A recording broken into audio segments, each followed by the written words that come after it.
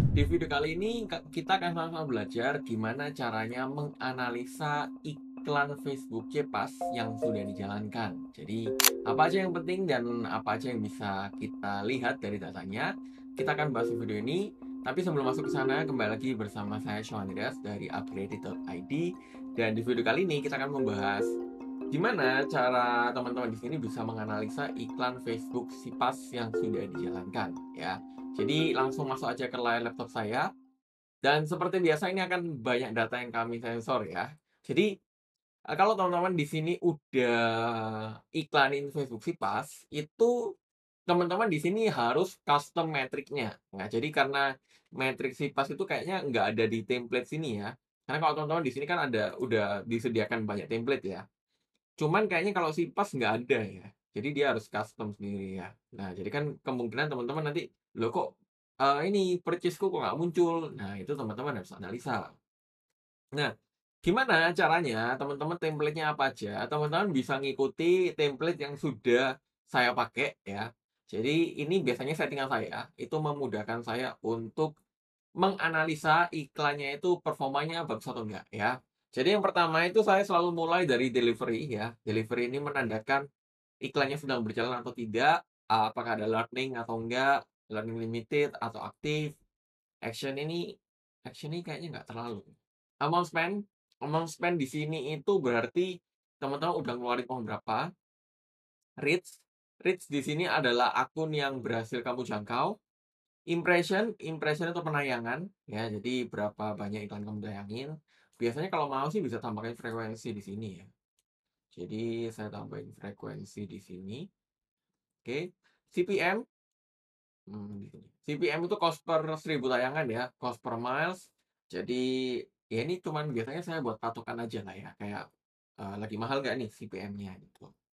Link clicks, nah link clicks ini penting, jadi berapa berapa kali, iklan kamu diklik, CTR, perbandingan antara link klik dibandingkan impresi. Nah ini yang penting nih, harus yang share item ya, kalau teman-teman mau sipas itu harus share item, teman-teman nanti kalau nggak nemuin teman-teman ketik aja share item. Kalau bahasa Indonesia apa ya? Saya agak lupa ya kalau bahasa Indonesia ya, nanti teman-teman cek aja gitu, pokoknya yang beda sendiri, yang ada, apa ya, item yang dibagikan mungkin ya, nanti coba teman-teman cek ya. Nah, biasanya di sini, itu saya nggak, masukin value-nya ya, value itu saya masukin di bagian purchase aja, karena menurut saya kalau add to cart value sih, ya nggak terlalu pengaruh sih, kecuali teman-teman nanti mau buat bahan retargeting ya, itu boleh dimasukin. Terus ini saya biasanya nggak usah dicentang ya, karena biar kolomnya nggak terlalu banyak. Content view dimasukin ya, jadi berapa banyak yang lihat, barangnya di Tokped atau di Shopee, di marketplace-nya. Yang masukin keranjang berapa, ROAS-nya berapa ya. Jadi return on ad spend, jadi teman-teman bisa dapat omset berapa dari spend yang teman-teman udah keluarin. Terus di sini purchase, with share item ya, jadi kuantitinya itu kelihatan juga, sama value-nya itu juga kelihatan ya. Jadi ini penting untuk teman-teman masukin. Nah, kalau nanti ini udah masukin kayak gini, nah ini bacanya kan lebih enak, tuh. Jadi kita udah spend berapa nih? Oh, katakanlah ini saya ambil time range maksimum ya. Maksimum ada ini yang lagi jalan campaign-nya 47 juta dengan jangkauannya 276.000 dan impresinya 1,8 juta. Artinya frekuensinya 6 kalau secara keseluruhan campaign. Loh Mas, kok tinggi banget frekuensinya? Iya, karena ini campaign retargeting, ya. Dan CPM-nya walaupun retargeting, menurut saya sih nggak terlalu mahal lah ya, masih oke lah 25 ribuan. Untuk, ya frekuensi 6, CPM 25 ribu masih oke banget menurut saya. Dan kalau saya lihat dari segi CTR juga masih oke banget ya, 2%-an walaupun retargeting dan frekuensi 6. Link kliknya total 38.000 dan di sini content view ya, 63.000 ya. Jadi ada kemungkinan orang yang klik iklan itu dia bisa trigger berkali-kali ya. Jadi dia lihat banyak barang sehingga content view-nya 63.000. Kalau mau lebih mudah, ini teman-teman buat custom metric ya. Jadi ini teman-teman custom, ini saya udah siapin ya, ATC rasio, bentar. Aduh, oke. Kalau mau ini saya masukin ya. Jadi teman-teman masukin. Teman-teman ingin melihat nih perbandingan antara berapa banyak yang add to cart dibandingkan yang lihat barangnya. Jadi masukin aja add to cart, lihat item, dibagi, content view with share item. Terus ini biasanya aku ATC rasio. Ini ganti percentage. Terus teman-teman di sini create name. Nah, ini biasanya untuk memudahkan membaca datanya. Jadi teman-teman nggak usah hitung manual. Di sini udah disediakan. Bentar ya. Oh, bentar. Aduh, aduh, aduh. Saya naikin dulu. Ya. Ini kan kelihatan nih. Oke, rasionya 1,49%. 941 dibagi 63,324. Ya, kecil banget sih 1,49% ya dari yang lihat barangnya.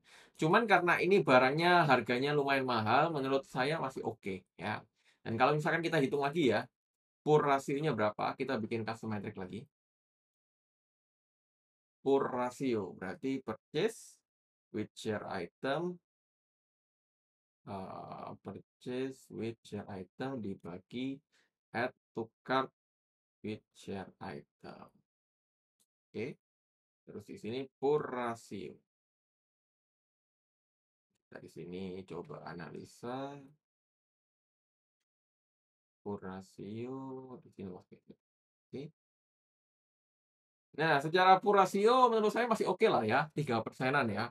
Dari yang add to cart 951 dan yang belanja 29 ya. Cuman kembali lagi ya, oke atau enggaknya ini kan KPI tiap bisnis kan beda-beda ya. Dari segi margin dan lain-lain pasti berbeda. Nah, ini teman-teman harus hitung sendiri dari bisnis teman-teman. Cuman kalau saya biasanya menganalisanya gini ya. Jadi saya misalkan lihat nih, oh link kliknya kurang bagus nih, ya udah kreatifnya diganti. CTR-nya kurang bagus nih, kreatifnya diganti, dioptimasi lagi.